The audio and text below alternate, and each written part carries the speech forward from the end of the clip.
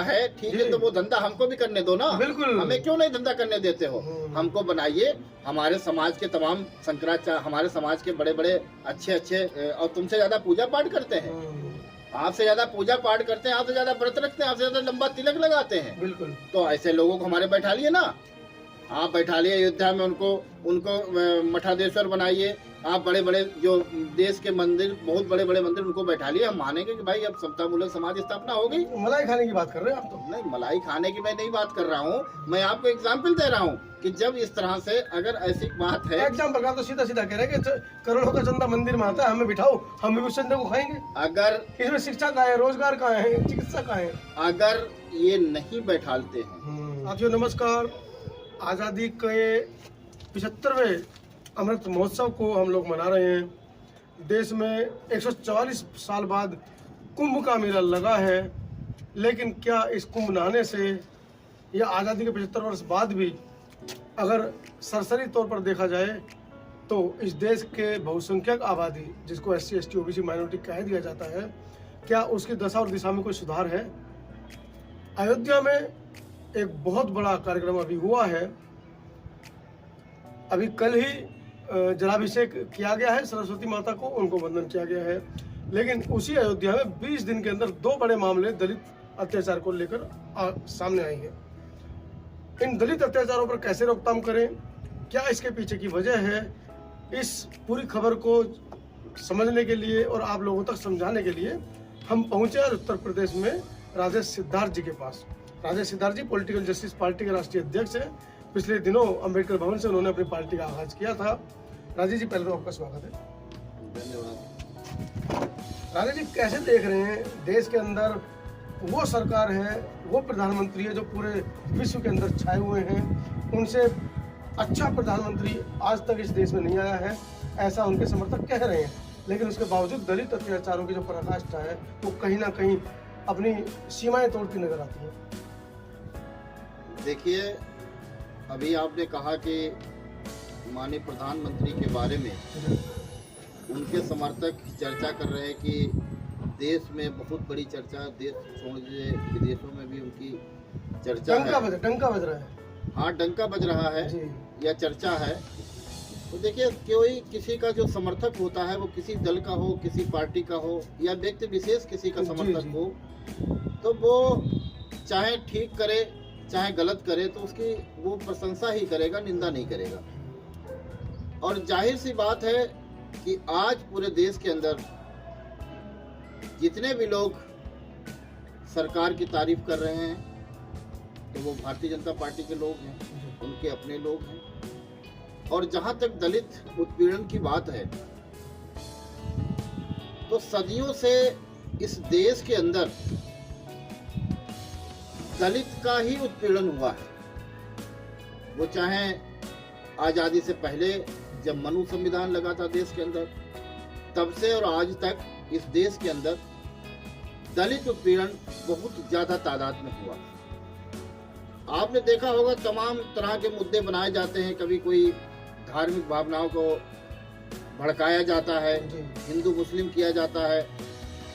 लेकिन आज आंकड़ा देखा जाए और पूरे देश का जो आंकड़ा निकाला जाए, क्राइम का आंकड़ा निकाला जाए, तो उसमें सबसे ज्यादा दलित ही उत्पीड़न होता है और दलित ही उत्पीड़ित होता है।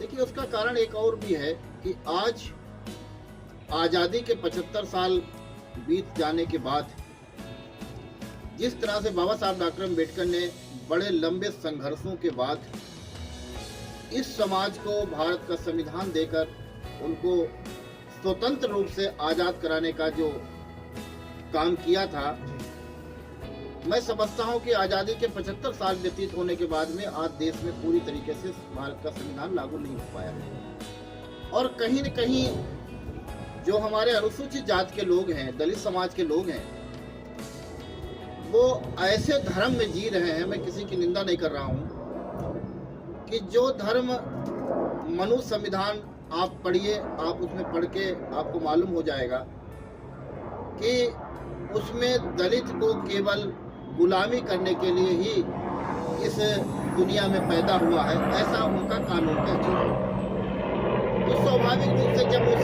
इस धर्म में आप फॉलो करते हैं, उस धर्म का जो नियम ही ये है कि तुम्हारा जन्म ही गुलामी के लिए हुआ है, तो स्वाभाविक रूप से वो गुलामी ही करेंगे। अब पूरे देश में आपने देखा होगा कि हमारे माननीय प्रधानमंत्री जी ने पिछली बार संगम पे सफाई कर्मचारियों के पैर धो दिए, समाज गदगद हो गया। उन्होंने कहा कि भाई ये तो बहुत बड़ा सम्मान हो गया,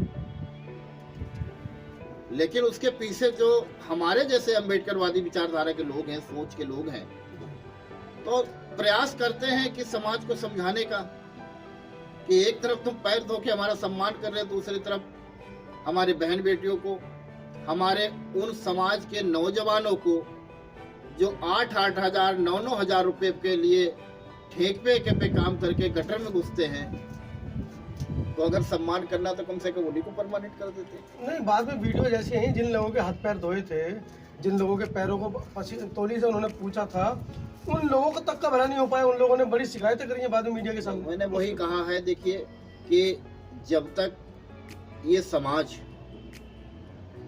जिस धर्म का नियम है कि तुम्हारा जन्म केवल गुलामी के लिए हुआ, उस धर्म को जब तक पूरी तरीके से त्याग नहीं करेगा, तब तक समाज का कल्याण नहीं होने वाला है।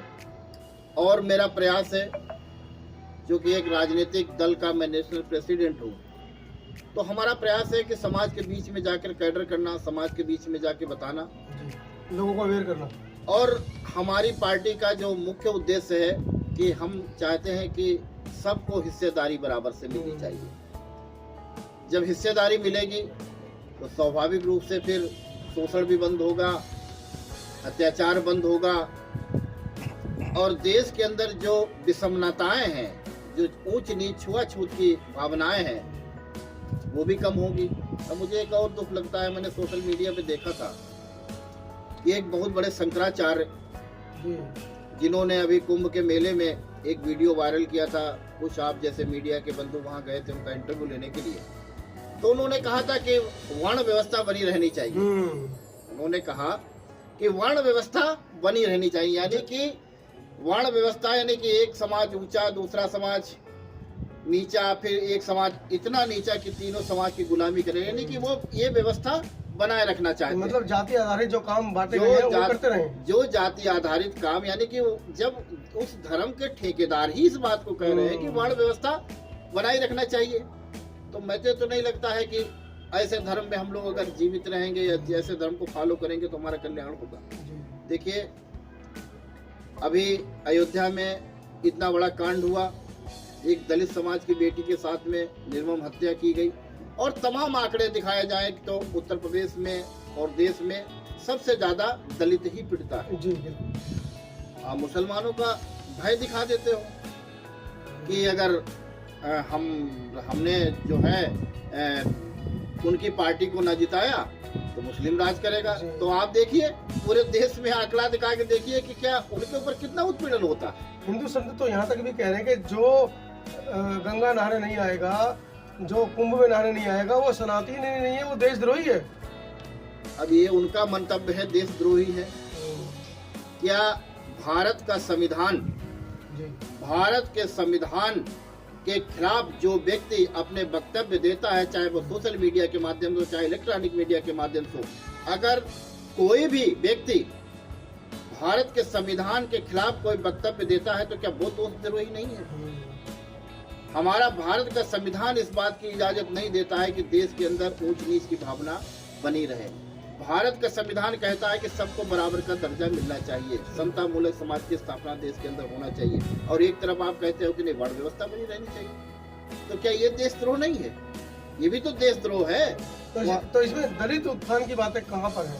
अगर देश को हिंदू राष्ट्र बनाना चाह रहे हैं, अभी जैसा पिछले दिनों आपने देखा कि एक सफाई कर्मचारी लड़की को अयोध्या मंदिर के अंदर ही रेप कर दिया गया, उसने आरोप लगाए। उसके बाद अभी हाल ही की घटना है, 22 साल की दलित बेटी के साथ, उसको इस बेकदरी से उसको मारा गया है रेप करके, जिसकी मतलब इंतहा पार हो गई है। 60 साल के बुजुर्ग व्यक्ति को रातों रात मार दिया गया, देखिए ऐसा है कि इसमें जहाँ तक जितने भी दलित उत्पीड़न हो रहे हैं पूरे देश के अंदर, ये चाहते हैं कि इस तरह से इनके उत्पीड़न होते रहें और तुम असली हिंदू बने रहो जी।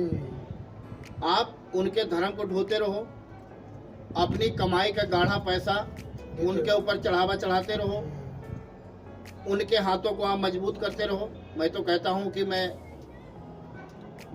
जाति धर्म तो नहीं मानता हूं खैर, लेकिन जिस समाज में मैं जन्मा हूं, सचकार समाज में जन्मा हूं, और अधिकतर लोग हमारे समाज के जो है, अधिकतर क्या भगवान वाल्मीकि को मानते हैं। जी। हम तो कहते तुम अपने धर्म के अनुसार ही चलो। बिल्कुल, वाल्मीकि साहब के साथ अनुसार ही चलो। नहीं तो नहीं, मेरी बात सुनिए। मैं देखिए ऐसा है ना कि मैं एक एग्जाम्पल दे रहा हूँ कि जैसे कि हमारे समाज के लोग और हम लोग भगवान वाल्मीकि को मानते हैं, ठीक है, मान लिया। अब तुम्हारे शास्त्रों के हिसाब से, उनके धर्म के शास्त्रों के हिसाब से तो राम के दर्शन कराने वाले तो महर्षि वाल्मीकि हैं। जी बिल्कुल भाई, आप अपने शास्त्रों के हिसाब से उनके दर्शन कराने वाले महर्षि वाल्मीकि हैं। तो फिर सबसे बड़ा अधिकार और हक बड़े बड़े शंकराचार्य, बड़े बड़े मंदिरों का मठ का पुजारी बनना तो हमारा फर्ज बनता है। फिर हमारे समाज के लोगों को बैठा लो। ब्राह्मणों का धंधा हमारे समाज नहीं, धंधा मैं किसी के नहीं छीन रहा हूँ, नहीं मैं धंधा नहीं छीन रहा हूँ, लेकिन मैं कह रहा हूँ कि जब हमको असली हिंदू मानते हो और आप वोट लेते हो, हमें हिंदू धर्म का पट्टा बना के लेते हो, तो हमारे समाज में बहुत बड़े बड़े संत हैं। भाई, नाई बाल काटता है वो उसका धर्म नहीं है, उसका धंधा है। धंधा। मोची जूते बनाता है वो उसका धर्म नहीं, धंधा है। उसी तरीके से ब्राह्मण पूजा करता है, वो उसका धर्म का है, धंधा है, उसको पैसा मिल रहा है उसको। धंधा है, ठीक है, तो वो धंधा हमको भी करने दो ना। बिल्कुल। हमें क्यों नहीं धंधा करने देते हो? हमको बनाइए। हमारे समाज के तमाम शंकराचार्य, हमारे समाज के बड़े बड़े अच्छे और तुमसे ज्यादा पूजा पाठ करते हैं, आपसे ज्यादा पूजा पाठ करते हैं, आपसे ज्यादा व्रत रखते हैं, आपसे ज्यादा लंबा तिलक लगाते हैं। बिल्कुल। तो ऐसे लोगों को हमारे बैठा लिए ना, आप बैठा लिए अयोध्या में, उनको मठाधीश्वर बनाइए। आप बड़े बड़े जो देश के मंदिर, बहुत बड़े बड़े मंदिर, उनको बैठा लिए। हम मानेंगे कि भाई अब समता मूलक समाज स्थापना हो गई। मलाई खाने की बात कर रहे हैं आप तो? नहीं, मलाई खाने की मैं नहीं बात कर रहा हूँ, मैं आपको एग्जाम्पल दे रहा हूँ कि जब इस तरह से अगर ऐसी बात है। एग्जाम्पल आप तो सीधा सीधा कह रहे हैं कि करोड़ों का चंदा मंदिर में आता है, हमें बिठाओ, हम भी उस चंदे को खाएंगे। अगर इसमें शिक्षा का है, रोजगार का है, चिकित्सा का है। अगर ये नहीं बैठालते हैं तो समाज को इस बात को सोचना चाहिए कि तुम ऐसे हाथों को मत मजबूत करो जो हाथ तुम्हारी गर्दन को मरोड़ने के लिए 24 घंटा उठे रहते हैं। चलिए, ये तो बातें सामाजिक थी। अब चलते हैं दूसरे पहलू की तरफ। आप एक राष्ट्रीय पार्टी के, राजनीतिक पार्टी के राष्ट्रीय अध्यक्ष भी हैं। पॉलिटिकल जस्टिस पार्टी के नाम से आप पूरे देश के अंदर पार्टी चला रहे हैं और एक अच्छा मुकाम भी आप हासिल कर रहे हैं। जगह जगह कार्यक्रम आपके लगे हैं। क्या एजेंडा है पॉलिटिकल जस्टिस पार्टी का? कहाँ कहाँ कार्यक्रम और किस किस तरीके से विचारधारा को फैला रहे हैं? देखिए, पॉलिटिकल जस्टिस पार्टी का सीधा सिद्धांत है कि हम चाहते हैं कि हमारा देश के अंदर पूरी तरीके से कानून का राज हो, सबको हर जगह पर्याप्त प्रतिनिधित्व मिले। इस देश का रहने वाला प्रत्येक नागरिक, उसका मान सम्मान जाति, धर्म और मजहब के हिसाब से नहीं होना चाहिए, उसकी योग्यता और काबिलियत के हिसाब से होना चाहिए। पॉलिटिकल जस्टिस पार्टी का ये एजेंडा है कि हमारे भारत में पूरी तरीके से कानून का राज हो, भारत जो है लोकतंत्र मजबूत हो, और लोकतंत्र जब भी मजबूत होगा कि जब हर समाज को हर जगह पर्याप्त प्रतिनिधित्व मिलेगा, बराबर की हिस्सेदारी मिलेगी। हमको भीख नहीं मांगना है, हमको हिस्सेदारी चाहिए। पॉलिटिकल जस्टिस पार्टी ये चाहती है कि देश के अंदर अंतिम पावदान पे भी जो समाज खड़ा है, जहाँ पर आज तक विकास की किरण नहीं पहुंची है, सबसे पहले उसको बराबर की दर्जा दिया जाए, तभी बाबा साहब डॉक्टर अम्बेडकर का सपना पूरा होगा। अन्यथा कहने वाले तमाम लोग हैं, तमाम पार्टियां, तमाम लोग बाबा साहब के सिद्धांतों को लेकर चल रहे हैं। जब तक अंतिम पावदान पे खड़े हुए व्यक्ति के घर में रोशनी नहीं होगी, तब तक बाबा साहब डॉक्टर अम्बेडकर का सपना पूरा नहीं हो सकता है। हमारा अपना और पार्टी का, पॉलिटिकल जस्टिस पार्टी का यह सिद्धांत है कि हम किसी भी तरीके से जाति, धर्म और मजहब के नाम पर ना तो किसी को टिकट देंगे, ना वोट देंगे और अपने कार्यकर्ताओं को, पदाधिकारियों को भी ये समझाएंगे कि किसी भी तरीके से आरक्षण के विरोधी को, जो लोकतंत्र खत्म करना चाहते हैं ऐसे व्यक्तियों को, जो संविधान को खत्म करना चाहते हैं ऐसे व्यक्तियों को ना कदापि वोट दें और ना ही टिकट दें। क्या रणनीति है, क्या एजेंडे हैं जिनको लेकर आप चल रहे हैं? देखिए, मैंने अब आपको एजेंडा बता दिया। रणनीति क्या है इसको कैसे क्रियान्वयन करेंगे? देखिए, अभी हमने जो है खुद पार्लियामेंट का चुनाव लड़ा था, लोकसभा का चुनाव लड़ा था। मेरे साथ बहुत बड़ी साजिश हो गई थी, क्योंकि मैं सामान्य सीट 29 धौराला लोकसभा का कैंडिडेट था। अपनी पार्टी से चुनाव चिन्ह हेलीकॉप्टर से अपना चुनाव लड़ रहे थे। हमारे सामने तमाम सामंतवादी समाज के लोग, तमाम बड़े बड़े लोग चुनाव मैदान में थे। हमारे कार्यकर्ता भी चुनाव लड़ा रहे थे हमको। और एक साजिश के तहत हमारा जो सिंबल था हेलीकॉप्टर, चुनाव के ठीक 8 दिन पहले वहाँ के प्रशासन ने हमारा चुनाव चिन्ह को जब्त कर लिया। और अगर हम पर्चा वापस ले लेते तो निश्चित तौर पे हमारे ऊपर एलिगेशन लगता, हमारे कार्यकर्ताओं के ऊपर एलिगेशन लगता कि राष्ट्रीय अध्यक्ष उनका कहीं बिक गया और चुनाव में बैठ गया। तो फिर हमने अपने कार्यकर्ताओं से विचार विमर्श किया। अब पार्लियामेंट का चुनाव जो अब मैं 6 महीने से लगातार पूरे लोकसभा के अंदर दौरा कर रहा था और अपने घर घर चुनाव चिन्ह मैंने पहुंचाया। मैंने चुनाव आयोग को भी रिसीव दी, वो मेरे पास मौजूद है। लेकिन ज़बरदस्ती तरीके से हमारा चुनाव चिन्ह जब्त किया गया और उसी के चलते फिर मैंने पर्चा वापस नहीं लिया।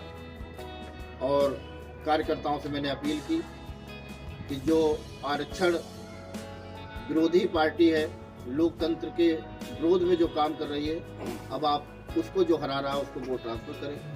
तो निश्चित तौर पे उस लोकसभा में जितने वोट हमको मिले उतने से ही कोई सांसद बना है और कोई हारा भी है। तो साथियों, आप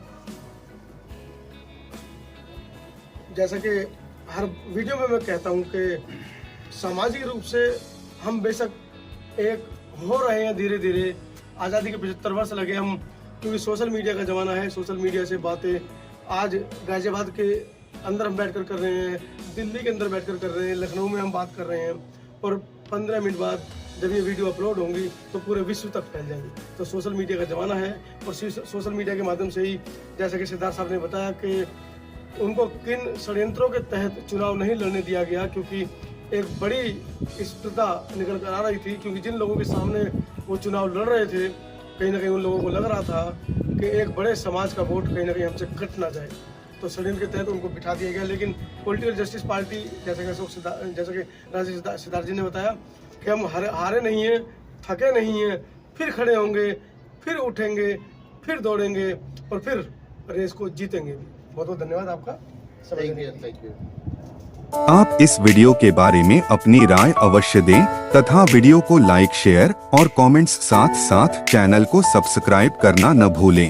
धन्यवाद।